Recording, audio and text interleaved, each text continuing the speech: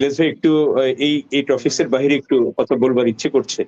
জি, জি please. বিশেষ করে ২০১৪, ২০১৮, ২০২৪ এর নির্বাচনের পরে যখন আমরা ক্লান্ত হইনি, আমরা তখনও আস্থা বিশ্বাস নিয়ে মাঠে আছি।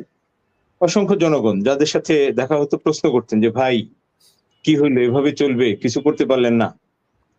তা আমাদের একটাই উত্তর ছিল যে, আমরা আসলে সব চেষ্টা করেছি। যতগুলো ওয়ে ছিল, সব ওয়েতে চেষ্টা করেছি। সবগুলোই এক্সহস্টেড। এখন আপনারা আল্লাহর কাছে বলেন। যদি আল্লাহ কোন একটি রাস্তা দেখায়। যাই হোক, আল্লাহর কাছে অসংখ্য শুকরিয়া যে পরিবর্তিত পরিস্থিতিতে আমরা স্বাধীনতার কথা শুনেছি, স্বাধীন বাংলাদেশ দেখেছি। কিন্তু স্বাধীনতার সুফলটা পাইনি, ভোগ করতে পারিনি। এই জনগণ ৫ই আগস্টের পরে আজকে স্বাধীন নব এই বাংলাদেশে স্বাধীনতা ভোগ করছে। যেটা বলছিলাম খুব কষ্টের সাথে সেটা হচ্ছে যে এই বিডিআর এর ঘটনাটি। ইতিমধ্যে ইলিয়াস ভাই বলেছেন যে আসলে এটা কি হয়েছিল। আমি এই মামলার সাথে সংশ্লিষ্ট থাকার কারণে সবচেয়ে দুঃখের সাথে ১ম এ যেটা বলতে চাই। বাংলা ভাষায় একটি কথা আছে। কয় যে যায় লঙ্কায় সে হয় রাবণ।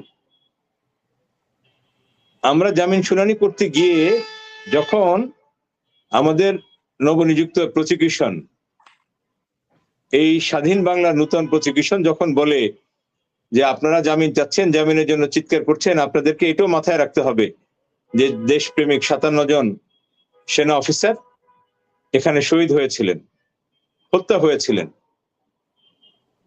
তাদের ভাষ্যটা সেই আওয়ামী ভাষ্যের মতোই।